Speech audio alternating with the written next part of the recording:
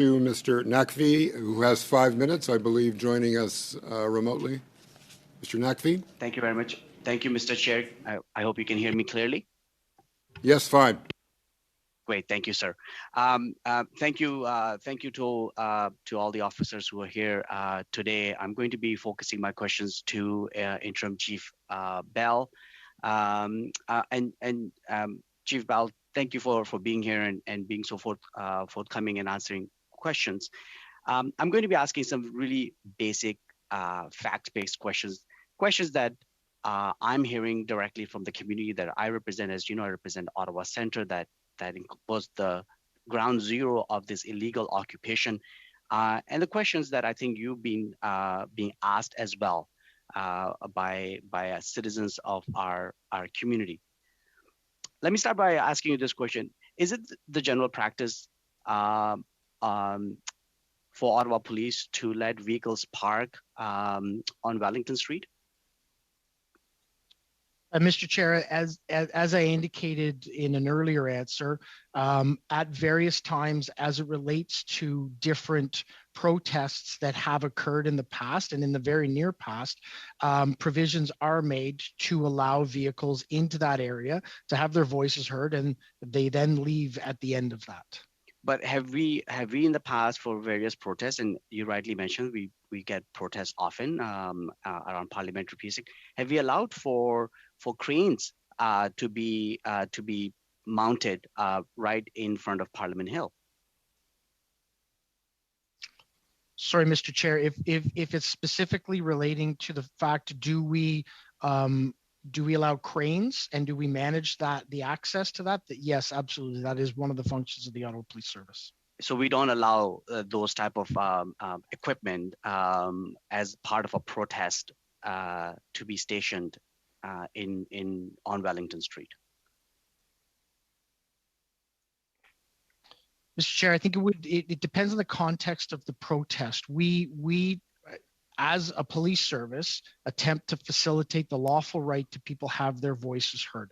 There are many different communities that we have facilitated that ability in different ways in the past. In the past summer, we had a farmers' protest that had multiple dozens of tractors occupy that same area. In the past, we've had trucking association demonstrations that have had vehicles come, park in that area, drive around in different areas, get their message across, and then ultimately leave the jurisdiction, as is the course of a normal protest.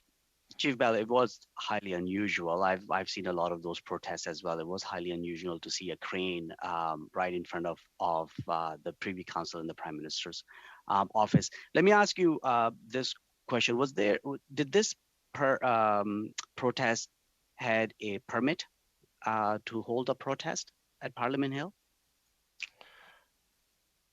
So as the police jurisdiction for Ottawa, we would not provide permits for people to protest within the parliamentary precinct. That's not within our area of jurisdiction. We would be able, and not ourselves, but us through our city partners, be able to issue permits for demonstrations and protests that were to occur within our city streets.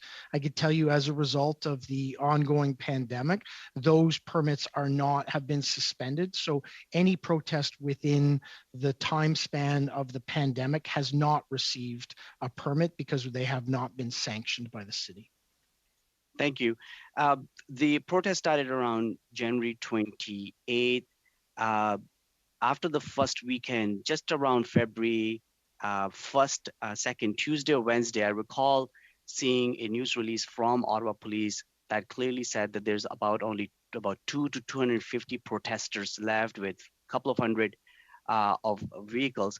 Why did not Ottawa Police at that time, and have you stated that few laws were being broken, move in and enforce the existing laws at their disposal to remove the occupiers? As I indicated before, I think it's important to understand the scope, scale, and magnitude of the operation we undertook.